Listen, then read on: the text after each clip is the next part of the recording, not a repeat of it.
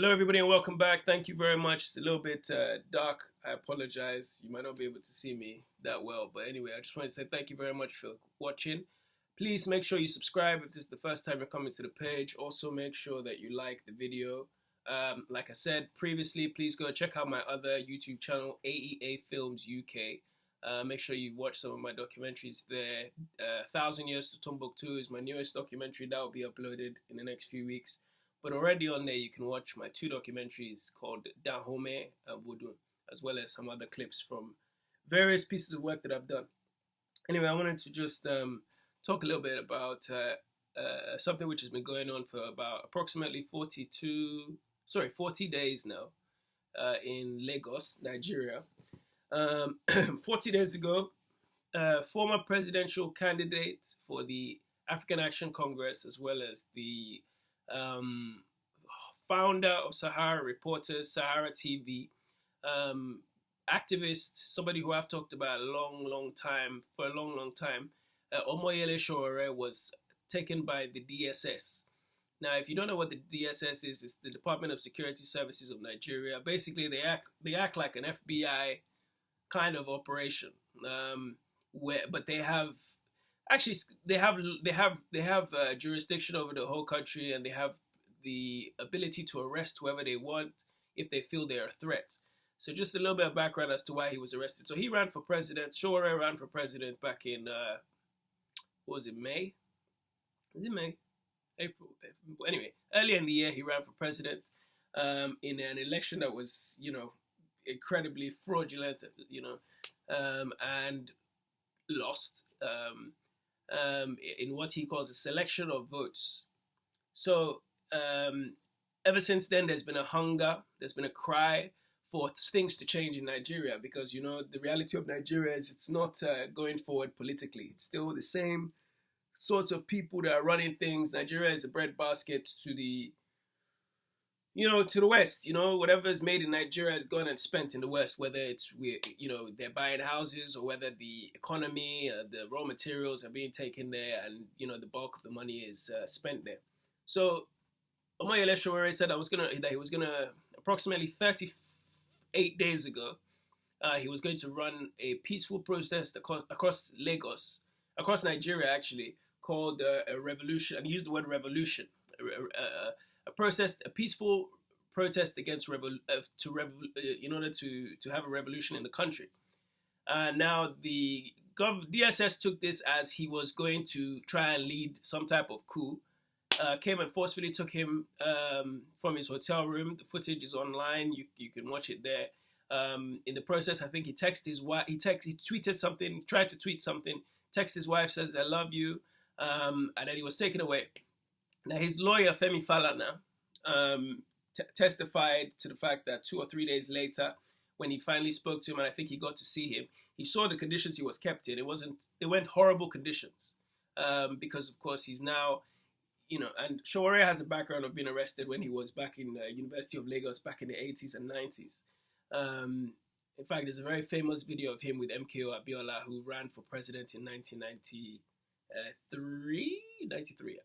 Anyway, so he was being kept in relatively cool conditions, pretty decent conditions. But unfortunately, what happened was he refused to eat their food. So in the end, the DSS agreed with him to try and so his own food was being provided to him. So in that regard, they were, relatively speaking, taking care of him. But who wants to be under arrest? Who wants to be under lock and key for 40 days? Now this thing went to the courts. Because there were people. Femi Falana is a very, very famous lawyer. If you know anything about the Oputa panel, which was in the late 90s, early 2000s, it was a panel against like a truth and reconciliation panel, courts, not really a court. There were no penalties, which was put together by then President Obasanjo to try and, heal the wounds of the numerous coups that happened over the past 10, 20 years. So anyway, Femi Falana was one of the few who got to cross-examine President Obasanjo while he was a sitting president. But aside from that, Femi Falana is also the father of Falz the Bad Guy, the rapper. Anyway, so long and short of the whole situation is that Omoyele Sowore, now let me backtrack. So Omoyele Sowore is in prison Femi Falana goes to the courts, tells them that this is unlawful. The judge pretty much throws out the case, says, I'm not going to rule on this, and the DSS basically is allowed to give him 45 days in prison. So we've done 40, 5 days still to go. And it's amazing how fast time flies. It feels just like yesterday. Anyway, so a few more days to go now before supposedly he's going to be released. My guess is they're going to try and extend it. As for those of you who live in Nigeria or who are aware of how the DSS operates, extra judicial arrests, things like that occur on a regular basis, especially when people are outspoken. Now, Sowore over the past few years has had little issues. He's been tried in courts both in the United States and in Nigeria because of exposing corruption, but they've never really arrested him in this manner. This is a high-profile arrest. Now, there's a lot of pressure because he's affiliated with the Ford Foundation in the United States. I think they they provide a bursary or something like that for Sahara reporters. So pressure from the international community on the Nigerian government to release him is coming. So he might be released, but he might also just be charged officially with some type of sedition or treason, something like that. And if that happens, then it's very easy to predict that things will be made very difficult for the Nigerian government, and potentially this might be the revolution that they didn't want. Now, the word revolution being used, was what they kind of used as the reason for them arresting him. But previously, the Buhari administration, or Buhari when he ran for president, he's run for president, I think 3 other occasions before he finally won in 2015. And he said after he lost, I think it was 2011, that he should cause some type of revolution in Nigeria. He's used the same rhetoric.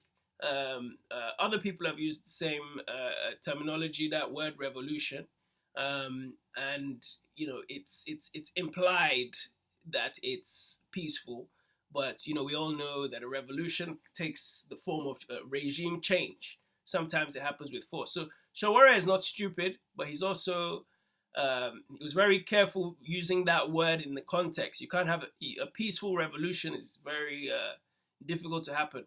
Blood has to be shed to an extent. It's just, people don't just give up power. But I think in the light of what happened with Sudan, he thought, this might be an opportunity for people to, Nigerians, people in the lower part of the Sahara, I hate saying sub-Sahara, but the people in the lower part of the Sahara the predominantly black nations of Africa, might decide to change things around for themselves. And he thought he could ignite it. Now, Sowore is not, I admire the man a lot. I don't think he's perfect. Nobody is perfect, but I don't think he's, I don't agree with everything he says or does, and that's not even important. The fact is, I agree with him on what he's trying to do for the country. He's willing to risk his life. I mean, the man has a wife and 2 kids, all based in the United States. Readily gets up and goes to Nigeria to run for president, to set up Sahara reporters, to cover elections, all these things. This man does off his own dime in many cases, and really does it for a passion. He's got a long history, long record of doing this sort of work, and I hope he comes out of it. I hope he survives, to be very honest with you, because it's not as though this is the 80s or the 90s, how he was treated before, where they would beat him and put him in isolation, torture him, and all these different things. He's being relatively looked after, so he's almost like a high-profile prisoner. And if you compare this to something, you could compare this to let's say the Gold Coast. Here we are talking about Gold Coast again. When a lot of, not just the Gold Coast, but a lot of countries around the late 1950s, early 1960s in Africa, when they were clamoring for independence, a lot of the leaders who eventually became heads of state were imprisoned because of their outcries. Nkrumah, Lumumba, they were all imprisoned to an extent. And, their imprisonment was always a sign that the people who were in power have to put, them having to put the most high profile of activists, high profile of leaders in the country, meant that they were beginning to crack. Now, I'm not saying this Nigerian federal government of Nigeria is going to crack tomorrow, maybe even this year, but you're starting to see that things are becoming very, very unstable for the common man. You have the Fulani herdsmen, you have the ongoing lawlessness and corruption at every state, the federal, the state, local government, judiciary, everywhere there's corruption. You have this thing called SARS, which is what do we call them? They're like a road police, like secret service on the streets, on the roads. In fact, just the other day, I saw a video from the rapper Ikechukwu, who was talking about being pulled out of his car being pulled out of an Uber late night, beaten up, taken to Lagos Island, forced to give all his money. They knew who he was, and they were aware of who he was, but they were just extorting. A lot of people talk about SARS, how they beat people up, how they can kill people, leave them on the street, and they were, the way they even talked to Ikechukwu, they were threatening to kill him and so on, just because they wanted money. So if this is what the law is doing in Nigeria, if this is the extent that we've reached, you could feel like we're at boiling point, and it may not seem that way because there's investment going on in Nigeria still.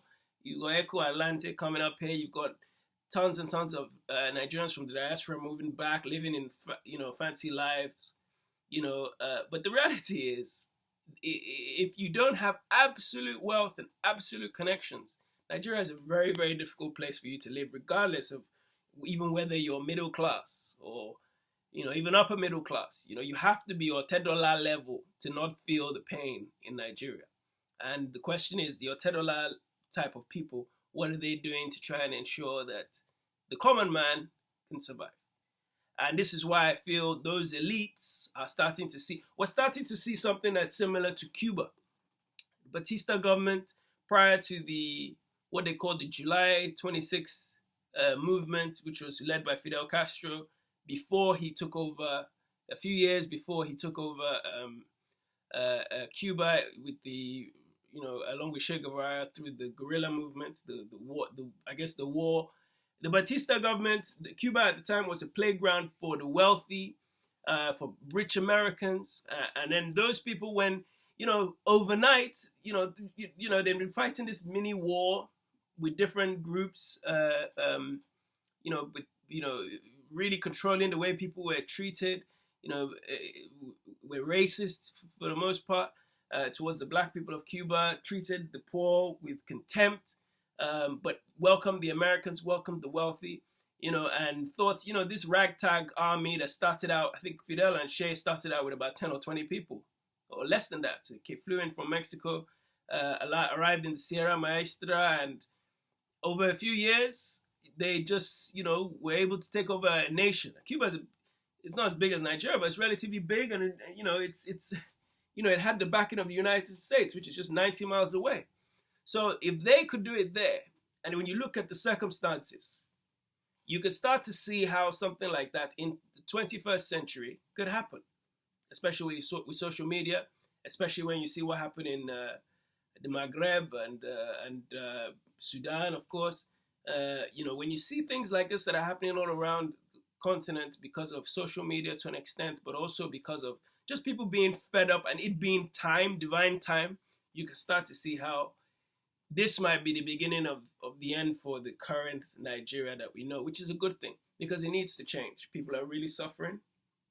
People are really, really struggling day to day. And I think it's high time that something is done. So Sowore might be an instrument, but I think more people will come out. And I think what happens over the next 5 days, whether they choose to extend his prison, whether they charge him formally, whether they release him, his release. You just look at what happened. Nnamdi Kanu was released a year ago, maybe a year and a half ago. Now, Nnamdi Kanu is a very special circumstance. He was also, in fact, he's part of the reason why Sowore was arrested. They met in New York in a very public meeting. I think they videoed it. But I watched the whole meeting. It was about 20 minutes, 30 minutes long. I don't remember. They talked about all sorts of things. And Sowore never really agreed with Nnamdi Kanu. But he certainly understood the plight of the Igbo people. And Nnamdi Kanu, to an extent, represents the Igbo people, even though I think he's gone down the wrong avenue, trying to align with Jews. Historically, that has no connect. There's no connection. I think he's basing his on a Judeo-Christian alliance with the Jews. But nevertheless, he's speaking to a frustration that is going on in the southeast of Nigeria, which, by the way, is only upheld because southeast of Nigeria, like southwest, like the north, all have their corrupt leaders who are not doing anything for the people. So whether Biafra becomes a country, which is what he's agitating for another country for the southeast, whether that becomes a country or not, it's still going to maintain the same status quo. You're still going to have the same sorts of leadership who are bad. You have to completely transform. And I think Nigeria is going to have to, with the release of Nnamdi Kanu a few years ago and him now kind of, almost, it seems as though his movement is dying down slowly. It's not as powerful as it was when he was released. See, when he was released, he had the opportunity to really take it to another level, but instead he chilled out, fled to Israel, but Sowore's case, if he's released, if he's not released, it's going to have an effect, because everybody knows Sowore for his integrity. He's not a corrupt person. He's not trying to come at it from a Judeo-Christian, an Islamic, a Yoruba. He's not coming at it from any of those angles, but a Nigerian. Whatever you want to call it, the geographical expression that is Nigeria, that is the angle that he's coming from. And so because of that, a lot of people have gone behind him. You only have to look at the year and a half he did of campaigning all around the world in the African diaspora for votes for the election, just to see the impact he has. Nowhere near what these politicians have in terms of finances, but my God, in terms of emotional and integrity, the guy he's definitely somebody that can lead it, and he's willing to put his life on the line, which is more than what, I don't know how many people we could say that about right now. So let's see. I'll try and do another video in the next day or two. Please make sure you subscribe. Make sure you like the video if you're interested. Click the button on the thingy bob. The bell, is it a bell? I think it's a bell. Click the bell. Make sure that you are notified next time I upload videos. Please go and check out AEA Films UK. Also check out Amazon, my play, Another Biafra, which is a play about the ongoing Niger Delta crisis, or at least it was set in the Niger Delta in 2007, about a man and his wife who really want to try and change things. It's a play that was put on in the UK for between 2010 and 2011. We published it as a book, so please go over there and buy the book. And there's a little bit of an essay on the history of the Niger Delta region. So please go and check it out. It's on Amazon. It's Another Biafra, Biafra. So please check it out. Please like, and I'll see you again. Thank you.